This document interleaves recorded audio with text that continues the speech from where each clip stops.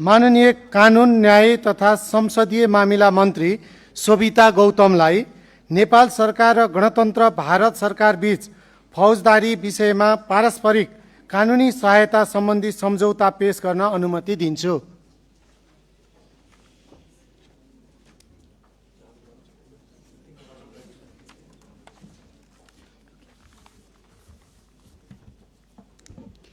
सम्मान्य सभामुख महोदय, नेपाल सरकार र भारत सरकार बीच मिति 2082 1/5 मा नेपाल सन्धि ऐन 2047 को दफा 6 बमोजिम सम्पन्न भएको agreement between the government of Nepal and government of the republic of India on mutual legal assistance and criminal matters सम्बन्धी सम्झौता सोही ऐनको दफा 10 बमोजिम जानकारीका लागि प्रतिनिधि सभा समक्ष पेश गर्दछु।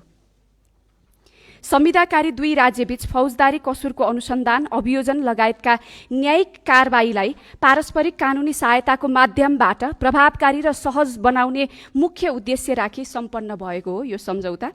यो सम्झौता नहुँदा एक मुलुकमा भएका अपराधको अनुसन्धान गरी प्रमाण र कागज ल्याउन, भ्रष्टाचार गरी अर्को मुलुकमा लुकाएका सम्पत्ति फिर्ता गर्न र अपराधीलाई सजाय दिन समस्या परेको थियो भने यो सम्झौता कार्यान्वयन भए पश्चात अपराधीलाई सजाय दिन तथा अपराधबाट कमाएको सम्पत्ति फिर्ता ल्याउन समेत योगदान पुर्याउनेछ।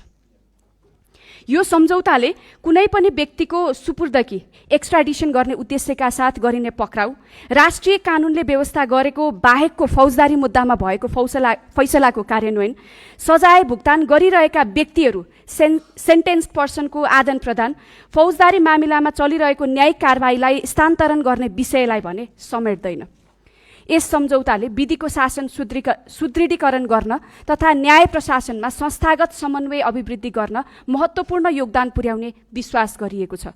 यस सम्झौताको कार्यान्वयनसँगै दुवै देशबीच कानुनी सहायता आदान प्रदान सहकार्य अझ सबल एवं परिणाममुखी हुने अपेक्षा गरिएको छ। पारस्परिक कानुनी सहायता सम्बन्धी सम्झौता नहुँदा विशेष गरी वित्तीय अपराधको अनुसन्धान तथा प्रमाण सङ्कलनमा समस्या भइरहेको थियो। अन्त्यमा यो सम्झौता कार्यान्वयनबाट नेपालमा हुने वित्तीय अपराध न्यूनीकरण गर्न तथा अनुसन्धान अभियोजन र न्याय निरूपणलाई थप प्रभावकारी बनाउन कोसे ढुङ्गा साबित हुनेछ र यसले सम्पत्ति शुद्धिकरण तथा आतंककारी कार्यमा वित्तीय लगानी गर्ने कार्यलाई निवारण गर्ने सम्बन्धी पारस्परिक मूल्याङ्कनमा थप मद्दत पुर्याउनुको साथै एफएटीएफको ग्रे लिस्टबाट हट्न समेत महत्त्वपूर्ण योगदान पुर्याउनेछ। धन्यवाद।